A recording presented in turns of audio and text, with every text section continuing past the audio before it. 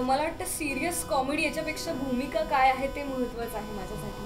आणि हास्य जत्रेतलं काम आणि या सिनेमातलं काम हे कम्प्लिटली वेगळं आहे. म्हणजे माध्यमच खूप वेगळी आहेत, त्याच्यामुळे माध्यमांप्रमाणे गरजेप्रमाणे ती भूमिका साकारणं आणि तशा पद्धतीचा सूर एनर्जी लावून ते काम करणं हेच आय थिंक ॲक्टरचं काम आहे. तर मला असं वाटत नाही की हास्य जत्रेतल्या इमेज सारखं काहीतरी या सिनेमात आहे. हे खूप वेगळं आहे, रॅदर सिरियस काम आहे. दोन्हीकडे कुठेच असं कॉमेडी झोन नाही आहे या सिनेमामध्ये. आणि त्यात दोन वेगवेगळी पात्र आहेत. तर मला वाटतं मजा येईल प्रेक्षकांना.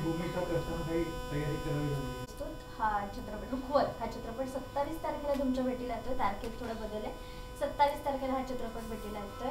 संतोष जुवेकर आणि प्रियदर्शनी अंदलकर या दोघांच्या महत्त्वाच्या भूमिका या चित्रपटात आहेत. प्रमुख भूमिकेत ते दोघं आहेत. तर या निमित्ताने एका छोट्याशा प्रेस कॉन्फरन्ससाठी आज आपण भेटतोय. तुम्ही ट्रेलर बघितला असेल, गाणी बघितली असतील, त्यामुळे मला असं वाटतं की काही प्रश्न असतील तुमचे तर आपण डायरेक्ट प्रश्नोत्तरांना सुरुवात करूया.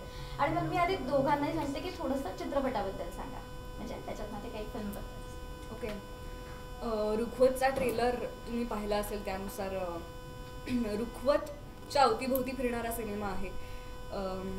आत्ताच्या जनरेशनला रुखवत किती माहिती आहे माहीत नाही. मी लहानपणीच्या लग्नांमध्ये पाहिलं रुखवत, रिसेंट कुठे पाहिलं नाही आहे. तर या निमित्ताने रुखवत ही परंपरा पुन्हा जरा प्रेक्षकांपर्यंत पोहोचेल. आणि रुखवतीतले बाहुला बाहुली जे ठेवतात नवरा नवरीच्या वेशातले, तर त्यांच्याशी रिलेटेड ही सगळी कथा आहे. तुम्हाला ट्रेलरमध्ये दिसलं असेल की दोन रूपं आहेत आमच्या दोघांची. एक जुन्या काळाचं आहे आणि एक आत्ताच्या काळातलं आहे. तर अशी दोन जनरेशन्समध्ये घडणारी ही लव्ह स्टोरी आहे, जी लवकरच 27 डिसेंबरला तुमच्या भेटीला येते. नमस्कार, मी संतोष जुवेकर. रुखवत हा सिनेमा आता 13 डिसेंबरच्या ऐवजी 27 डिसेंबरला प्रदर्शित होतो. तर प्रियाने सांगितलं रुखवत या सिनेमाबद्दल. मी पण सांगतो फक्त थोड्या वेगळ्या पद्धतीने. रुखवत आत्ताच्या काळात रुखवत असं नाव असलेला सिनेमा येणं हा थोडासा बऱ्याच वेळेला काही लोकांना प्रश्न पडतो की अरे रुखवत म्हणजे थोडंसं ते टिपिकल लव्ह स्टोरी किंवा मग नवरा बायको. मला वाटतं की आता सध्याच्या काळात त्याची गरज आहे, कारण नातेसंबंधांवरचाच सिनेमा आहे. आजकाल नातेसंबंध सगळीकडे आहेतच, अजूनही आहे. प्रेम आहे, एकमेकाबद्दल असलेली आपुलकी आहे, जिव्हाळा आहे. पण आता थोडंसं कसं झालं आहे, रिलेशनशिप नावडेज बिकम सिच्युएशनशिप. आता सिच्युएशनशिप झाली आहे. पहिले मुलगा मुलगी एकमेकाला न पाहता घरचे ठरवायचे आणि ते लग्न करायचे, आणि मग त्यांची स्वप्न त्यांचे ते ठरवायचे की असं लग्न करीन, माझी बायको अशी असेल, माझा नवरा असा असेल, मग लग्नानंतर आम्ही असं राहू, आमचं घर असेल, 2 मुलं असतील किंवा 4 मुलं असतील किंवा 5 मुलं असतील, वॉटेवर. आता एवढंच आहे की आता स्वप्न आधी प्रॅक्टिकली प्लॅन केली जातात आणि ती खरंच पूर्ण होणार आहेत की नाही याचा विचार केला जातो. आणि मग त्यानंतर ठरवलं जायचं की आपण आता एकमेकाचे आयुष्याचे साथीदार व्हायचं की नाही. किंवा मधल्या वाटेत कुठेतरी जराशी ठेच लागली, जरासं जरी हलकीशी ठेच लागली तरी आजकाल सगळी नाती तुटतात. मला वाटतं रुखवत हा सिनेमा आपल्या मूळ मराठी सिनेमा संस्कृतीच्या गाभ्यातला सिनेमा आहे. जिथून मराठी सिनेमा जन्माला आला, जिथून मराठी सिनेमातनं प्रेमकथा किंवा नाती संबंध जन्माला आले, त्या काळात घेऊन जाणारा हा सिनेमा आहे. आणि रुखवत म्हटलं तर रुखवत या शब्दाचा अर्थ आता प्रियाने सांगितलं तसं आपल्या सगळ्यांनाच माहिती आहे की लग्नात रुखवत मांडलं जातं. आणि ते रुखवत खास करून मुलीकडून असतं, मुलीच्या घरच्यांकडून असतं किंवा मुलीकडून असतं. तर त्या रुखवतात दाखवलं जातं की आमची मुलगी किती सर्व गुण संपन्न आहे. ती उत्तम पाककला तिला येते, ती उत्तम भरतकाम किंवा शिवणकाम तिला येतं, ती उत्तम हस्तकला जाणते, तिला तिचं घर कसं सुशोभित ठेवता येईल याचं शिक्षण तिला प्रॉपर दिलं गेलं आहे. या सगळ्या गोष्टींचा एक बायोडेटा आपण म्हणू, प्रोफाईल दिला जातो. सो त्यात रुखवतामध्ये तिची भावी आयुष्यातली स्वप्न असतात. कारण आत्तापर्यंत एका घरात राहून ती एक मुलगी असते कोणाची तरी बहीण असते. आता तिच्या आयुष्यात प्रमोशन येणार आहे.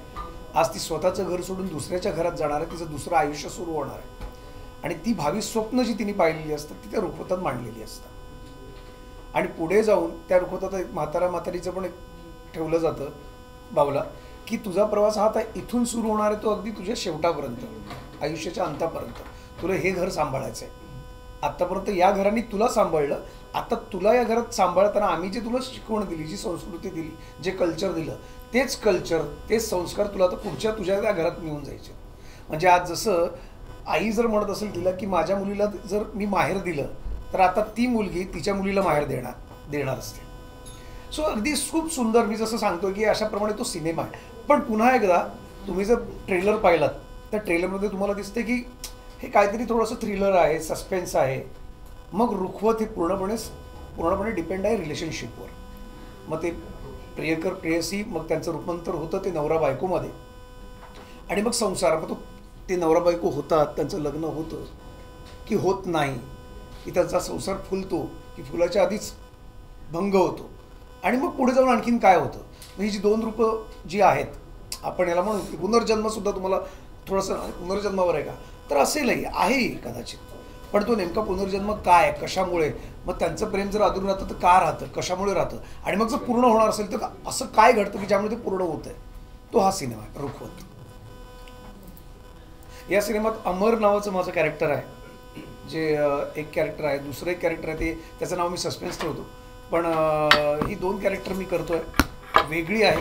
आणि अमर पुन्हा एकदा हे कॅरेक्टर करताना आत्तापर्यंत मी अनेक वेगवेगळ्या प्रकारच्या भूमिका केल्या, अनेक वेगवेगळ्या धाटणीतले सिनेमे केले. झेंडा, मोर्या, रिंगा रिंगा, किंवा आत्ता नुकता येऊन गेलेला रानटी असेल. तर आत्तापर्यंतची राकट, रावडी किंवा थोडंसं भाई टाईप किंवा रफ टफ अशी इमेज. तेव्हा मला पण खूप इच्छा असते की माझ्यातल्या कलाकारांना एक हावरटपणा असतो की मलाही एक थोडंसं रोमॅन्टिक हिरो करायचं आहे.